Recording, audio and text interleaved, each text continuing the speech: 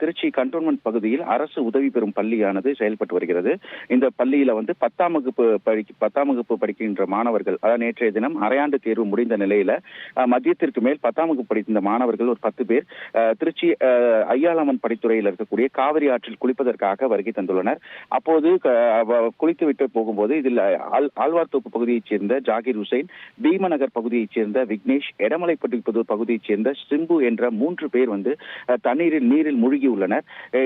மூழ்கி அந்த தண்ணீரால் காணாமல் போன உடனே மீதம் உள்ள சக மாணவர்கள் உடனடியாக காவல்துறையினருக்கும் தீயணைப்பு துறையினருக்கும் தகவல் தெரிவித்தனர். தகவலின் பேரில் அங்கு வந்த தீயணைப்பு துறையினர் கிட்டத்தட்ட 30க்கும் மேற்பட்ட அந்த தீயணைப்பு துறையினர் நேற்று மாலையிலிருந்து இரவு வரை தொடர்ந்து வந்து தேடும் பணியில் ஈடுபட்டனர்.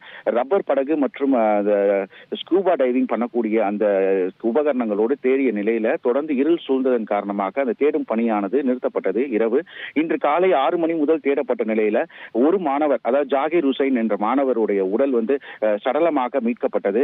அந்த உடலானது தற்போது பிரேத பரிசோதனைக்காக திருச்சி அரசு மருத்துவமனைக்கு ஆம்புலன்ஸ் மூலம் அனுப்பி வைக்கப்பட்டது.